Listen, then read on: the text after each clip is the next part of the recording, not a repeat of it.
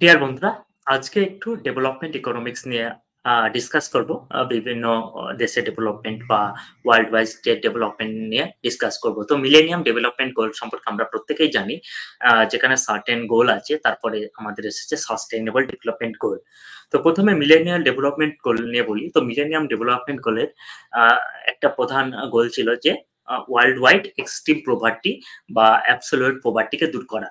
তো আমরা যদি দেখি যে এখন কি পভার্টি স্ট্যাটাস আছে, সেক্ষেত্রে আমরা দেখি যদি চাইনা বা ইন্ডিয়াতে হিউজ অ্যামাউন্টের পিপলকে এক্সট্রিম পভার্টি থেকে বের করে আনা সম্ভব হয়েছে, বা এশিয়া প্যাসিফিক এটা অনেকটা সাকসেস হয়েছে।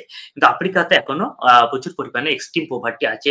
বিশেষ করে যে একটা সময় 1980-তে যেখানে 20 crore পিপল এক্সট্রিম পভার্টিতে বিলং করতো, বা এখন সেটা 40 বা 50 crore পিপল এখন আফ্রিকাতে এক্সট্রিম পভার্টিতে বিলংস করে। তাহলে এখনো মিলেনিয়াম ডেভেলপমেন্টের যে গোল পুরোপুরি, বিশেষ করে নম্বর 1 যে কন্ডিশন, যে রিমুভ ফ্রম অ্যাবসোলিউট পভার্টিকে রিমুভ করা, যেটা এখনো পসিবল হয়নি। তো আফ্রিকাতে এখনো কেন পসিবল হয়নি, এখানে অনেকগুলো কারণ আছে। কারণ আমরা জানি যে 1884 যে স্ক্র্যাম্বল অফ আফ্রিকা, যে বার্লিন কনফারেন্স, যেটা বিসমার্ক ইনভাইট করেছিল অনেকগুলো কলোনিয়াল পাওয়ার্সকে, স্পেন, রাশিয়া বা পর্তুগাল, ফ্রান্স বা আদার্স, ইংল্যান্ড, বিভিন্ন তারা আফ্রিকাকে কিভাবে বিভিন্ন এলাকাটাকে ভাগ করে নেবে এবং তাদের যে রিসোর্সকে এক্সপ্লয়েট করবে, তার জন্য তারা একটা প্ল্যান করে। তো স্ক্র্যাম্বল অফ আফ্রিকা, তার ফলে অনেক রিসোর্স তারা এক্সপ্লয়েট করে, এবং এখনো বিভিন্নভাবে স্ক্র্যাম্বল অফ আফ্রিকা চলছে। বিভিন্নভাবে বিভিন্ন কান্ট্রি, বিশেষ করে ফ্রান্স, ইউএসএ, রাশিয়া বা চায়না, তারা আফ্রিকার বিভিন্ন মিনারেল রিসোর্সকে এখন এক্সপ্লয়েট করে চলছে।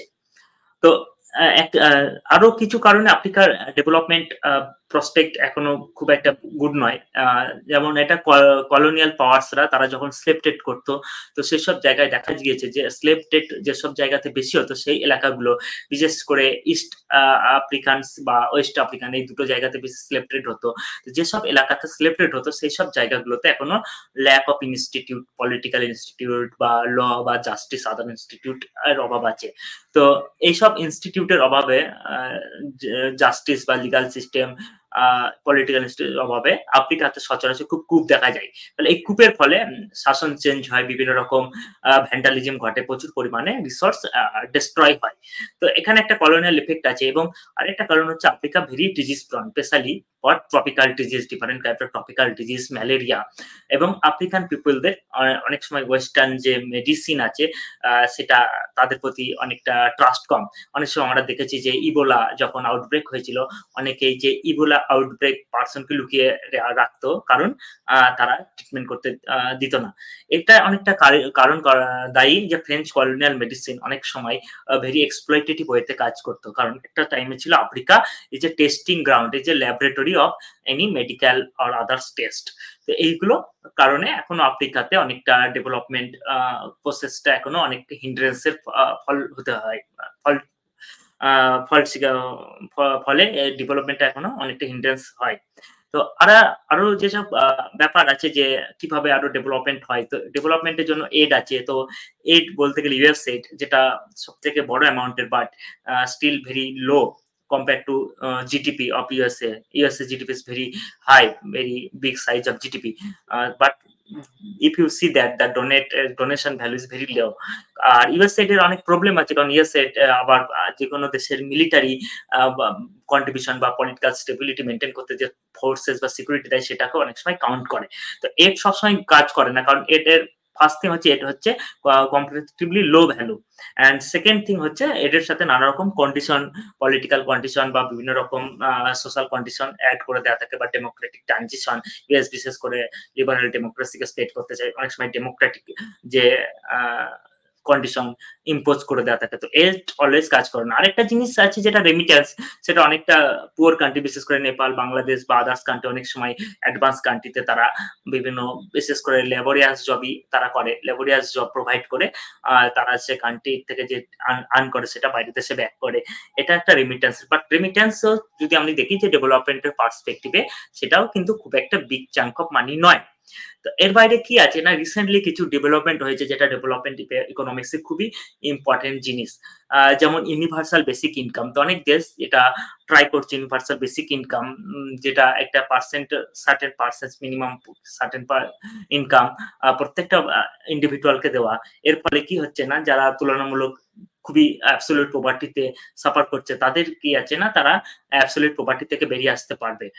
এন্ড আরেকটা হচ্ছে ক্যাপাসিটি বিল্ডিং। ক্যাপাসিটি বিল্ডিং নাকি কিভাবে তাদের মধ্যে ক্যাপাবিলিটিস ক্রিয়েট করা হচ্ছে, কিভাবে তার সোসাইটির যে রিসোর্স আছে, সোশ্যাল রিসোর্স বা সোসাইটিতে যে ইকোনমিক রিসোর্স আছে সেটাকে কিভাবে ইউটিলাইজ করা যায় এফেক্টিভলি, কিভাবে কোনো কিছুকে মনিটাইজ করা যায়, কিভাবে good and healthy relationship maintain করা যায়, কিভাবে ইনস্টিটিউট করে তোলা যায়, কিভাবে যে কোনো কিছু অপটিমাল ভাবে ইউজ করা যায়। তো capacity building is a very good step, এবং এটা একটা ডেভেলপমেন্টাল ইকোনমিক্সের খুব একটা ইম্পর্টেন্ট পার্ট। এটাও বিভিন্ন ডেভেলপমেন্ট ডেভেলপিং কান্ট্রি এটাকে ট্রাই করছে ক্যাপাসিটি বিল্ডিং।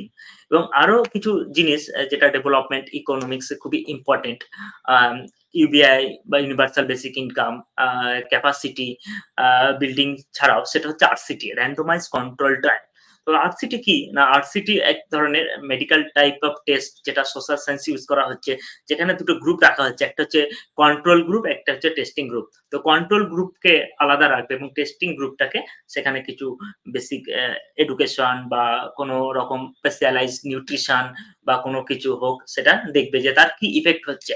যদি সেই ক্ষেত্রে ইফেক্টটা বেটার হয়, সেটা 6 মাস, 1 বছর বা 2 বছরের ফলে, তাহলে সেটাও অন্য গ্রুপকেও দেওয়া যাবে বা লার্জ এরিয়াতে সেটাকে দেওয়া যাবে ফর ইমপ্রুভমেন্ট দেয়ার লাইফ। তো তিনটে গুরুত্বপূর্ণ জিনিস যেটা এড বা রেমিটেন্স ছাড়াও ডেভেলপমেন্ট ইকোনমিক্স খুবই গুরুত্ব দেওয়া হচ্ছে, সেটা হচ্ছে universal basic income, capacity building and training, and সেটা হচ্ছে র্যান্ডমাইজ কন্ট্রোল ট্রায়াল। তো এইগুলোর মাধ্যমে বিভিন্ন কান্ট্রি বা দেশকে নানা রকম উপায়ে তাদের পভার্টি বা এক্সট্রিম পভার্টি থেকে বের করে নেওয়া আসা এবং গুড লাইভলিহুড প্রদান করার চেষ্টা করা হচ্ছে। বন্ধুরা, আজকে ভিডিওটা এখানেই শেষ করছি।